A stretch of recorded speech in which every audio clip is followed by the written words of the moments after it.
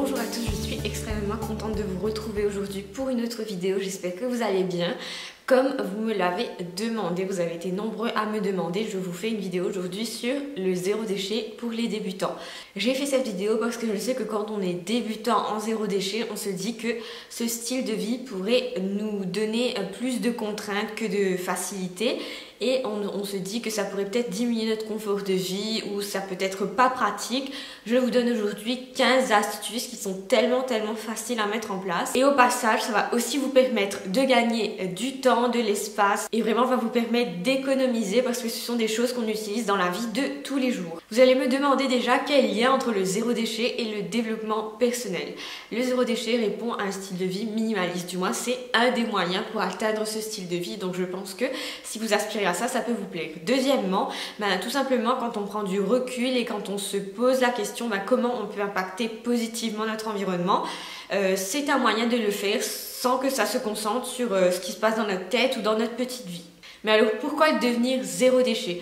Déjà, je vais commencer par vous expliquer c'est quoi les 5 principes, les 5 axes du zéro déchet. Et 5 axes sont déjà refusés, donc refuser tout ce dont on n'a pas besoin.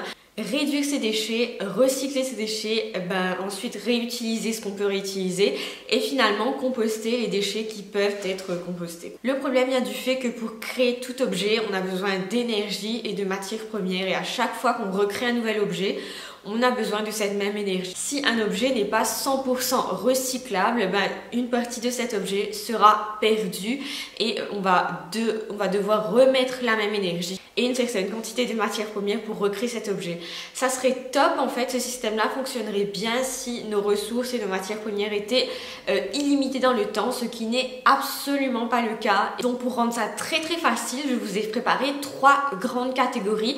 C'est pour que vous puissiez mettre en place des actions de votre propre initiative en repensant à ces 3 catégories qui, selon moi, vont vous aider vraiment à réfléchir. Donc, catégorie numéro 1, c'est de se débarrasser de tous les produits consommables qu'on jette au quotidien, donc de tous les produits jetables entre guillemets. Le premier truc que vous pouvez faire, c'est remplacer votre filtre à café.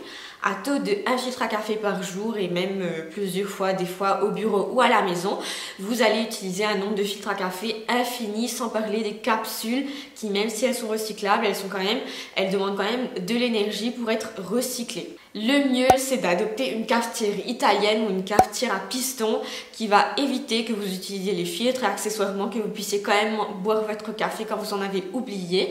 Et il y a même des enseignes comme Emma qui proposent de fabriquer vos propres capsules réutilisables. Donc je trouve ça tout ça très top. Deuxièmement, vous pouvez jeter vos cotons-tiges. Non seulement ça va être interdit bientôt, mais on a quand même beaucoup de cotons-tiges chez soi. Préférez à la place quelque chose de plus hygiénique et de plus efficace parce que les cotons-tiges, c'est mauvais pour se nettoyer les oreilles.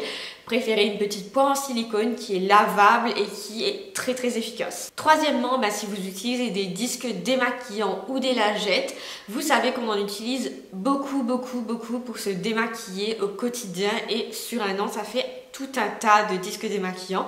L'alternative, c'est bien sûr d'utiliser tout simplement une serviette humidifiée à l'eau tiède ou à l'eau chaude pour enlever votre maquillage. C'est 10 000 fois plus efficace et ça va durer beaucoup plus longtemps parce que vous pouvez réutiliser les différents coins de votre serviette que vous passez tout simplement à la machine après. Quatrièmement, vous pouvez dire stop aux lingettes pour nettoyer la maison. Bien que ce soit ultra pratique et même moi j'en utilisais il n'y a pas si longtemps, les lingettes sont extrêmement polluantes, remplies de produits chimiques qui ne vont pas se détruire tout seuls. Donc à la place, préférez un chiffon microfibre que vous pouvez passer à la machine. C'est quelque chose qui coûte vraiment pas cher et qui nettoie tout aussi bien. Cinquièmement, ça concerne les femmes et notamment les produits hygiéniques comme les serviettes et les tampons etc. que vous pouvez remplacer par une cup en silicone qui se trouve facilement et qui coûte vraiment pas cher. C'est ultra rentabilisé. Bien sûr, il faut faire attention avec le mode d'emploi, à ne pas le garder trop longtemps, etc. La deuxième grande catégorie que je vous propose, c'est de remplacer tous vos objets en plastique. Tous les plastiques ne sont pas recyclables et il y a même beaucoup de plastiques qui ne sont pas recyclables. Donc ces plastiques-là vont polluer quand ils se retrouvent malencontreusement dans la nature et vous pouvez vraiment agir contre ça. Premièrement, nous consommons extrêmement beaucoup de bouteilles de gel douche à taux de 1 par mois, voire plus si vous avez des enfants, etc. La meilleure initiative, ce serait de commencer par remplacer votre gel douche par un savon tout simple qu'on retrouve au supermarché. Sachant que l'étape ultime, c'est vraiment d'acheter votre savon en gros, que vous pouvez trouver un petit peu plus cher, mais qui se retrouve sans emballage.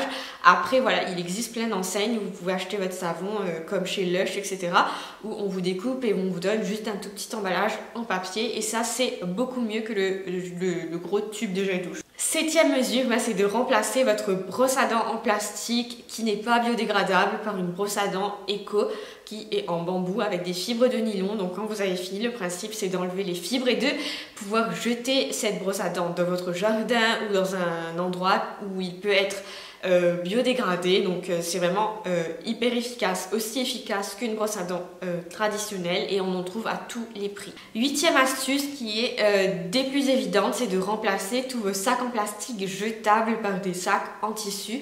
Sachez qu'il y a même des endroits comme quand vous achetez vos légumes, vous n'êtes pas obligé d'acheter vos légumes dans ces petits sacs en plastique, même s'ils sont biodégradables, vous n'êtes pas obligé de les prendre. Ayez toujours aussi un sac sur vous, dans votre sac à main ou je ne sais pas où, pour que vous ayez moins besoin d'acheter des sacs en plastique qui sont quand même polluants. Neuvième astuce, débarrassez-vous tout simplement de vos boîtes en plastique type Tupperware, etc. parce que non seulement c'est mauvais pour l'environnement, mais c'est aussi mauvais pour votre santé, parce que quand vous réchauffez des trucs dedans, le plastique libère des substances toxiques qui vont aller dans votre nourriture et que vous allez ingérer après. Remplacez ça tout simplement par des boîtes en verre qui se trouvent très facilement dans plein d'endroits, notamment chez Ikea où j'ai acheté les miens. C'est vraiment des boîtes qui sont versatiles, faciles à laver, etc. Donc que des avantages. Dixièmement, si vous ne l'avez pas encore déjà fait, remplacez votre bouteille d'eau en plastique jetable, soit dans un premier temps par une gourde en plastique si vous êtes un peu maladroit comme moi, par une bouteille en métal qui est recyclable. Troisième catégorie, ça concerne juste les habitudes que vous pouvez adopter au quotidien pour être un petit peu plus zéro déchet, qui sont très faciles aussi comme tout ce que je viens de vous dire. Donc premièrement, ça paraît évident, mais je vois encore beaucoup de gens qui n'ont pas encore de stop pub sur leur boîte aux lettres. Alors soit vous voulez vraiment avoir de la pub, ce qui m'étonnerait, il suffit juste d'avoir un morceau de papier collé avec du scotch ou j'en sais rien. Vous n'avez pas à avoir le stop pub autocollant officiel, etc. Vous pouvez faire ça juste avec du papier et un marqueur et c'est fait, et comme ça vous allez recevoir moins de pub. Douzièmement, quand ce n'est pas forcément évident, mais quand vous pouvez, éviter d'acheter des biens et préférer à la place des services. Par exemple, si vous lisez des livres papier et des magazines, vous savez qu'on peut en acheter des dizaines et des dizaines. Tous les ans, remplacez ça par la version électronique ou des Kindle ou tout ce qui se lit sur liseuse et tablette. Ça peut vraiment vous économiser de 1 du rangement et de 2 des sous, parce que ça coûte en général un peu moins cher. 13e, ça me paraît évident aussi, mais quand vous avez à acheter quelque chose, essayez d'opter pour des objets d'occasion sur Le Bon Coin, sur Vinted, etc. Et je suis sûre que tout ce que vous aimeriez acheter pour vous tout neuf, vous le retrouverez en excellent état sur Le Bon Coin, sur tout ce qui est vente d'occasion. 14e, pour les bonnes habitudes, essayez d'acheter des produits multifonctions, que ce soit pour votre électroménager, je l'ai déjà dit dans une de mes vidéos, ou pour les produits d'entretien et de nettoyage, etc. Vous allez réduire conséquemment vos déchets si vous essayez de choisir des produits multifonctions. Ça va vraiment vous économiser de l'argent, mais aussi de la place, et accessoirement va réduire vos déchets, quoi. Et 15e et dernière astuce, c'est d'acheter des produits de qualité, notamment pour des produits que vous voulez que vous souhaitez qu'ils durent longtemps. C'est-à-dire par exemple quand vous achetez quelque chose qui doit durer plus d'1 an, essayez d'investir dans la qualité. La plupart des objets qui ne coûtent pas cher et sont aussi des produits qui vont s'abîmer très vite, qui vont s'user très vite. Donc quand vous avez à faire un investissement comme ça, investissez dans des produits de qualité. Voilà, cette vidéo est finie, j'espère que vous l'avez aimée. Si vous avez des astuces de débutants pour tous les abonnés, n'hésitez pas à les mettre en commentaire. Il n'y a rien de mieux que de partager toutes ces astuces. Je vous retrouve très vite pour une autre vidéo. Je vous dis à bientôt et bien sûr, comme d'habitude, prenez soin de vous.